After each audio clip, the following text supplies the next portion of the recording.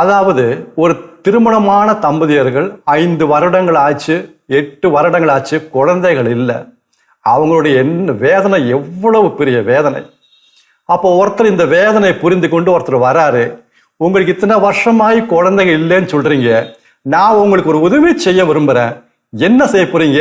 ஏதோ மெடிசின் மருந்து கொடுக்க போறீங்களா, ட்ரீட்மெண்ட் கொடுக்க போறீங்க, என்ன செய்ய போறீங்க? அதெல்லாம் ஒன்றும் இல்லை. உங்களுக்கு ஒரு குழந்தை வேணும், நீங்க ஆசையா கேட்குறீங்க, குழந்தை கிடைக்க மாட்டேங்குது. நான் ஒன்று செய்ய போறேன். எனக்கு ரோபோட்டுங்கிற மெஷினை செய்ய தெரியும்.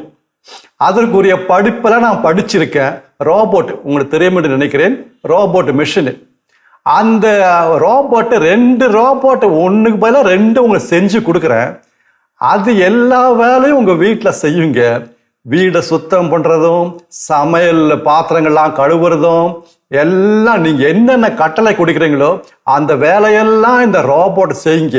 நீங்கள் சொல்கிறதெல்லாம் அந்த ரோபோட் கீழ்ப்படுவீங்க. அது உங்களுக்கு அது பத்தாத உங்களுக்கு. அப்போ அதை கேட்ட தம்பதியர்கள் என்ன சொல்லுவாங்க தெரியுமா? உங்களுக்கு என்னை விட நல்லா தெரியும். என்ன சொல்லுவாங்க?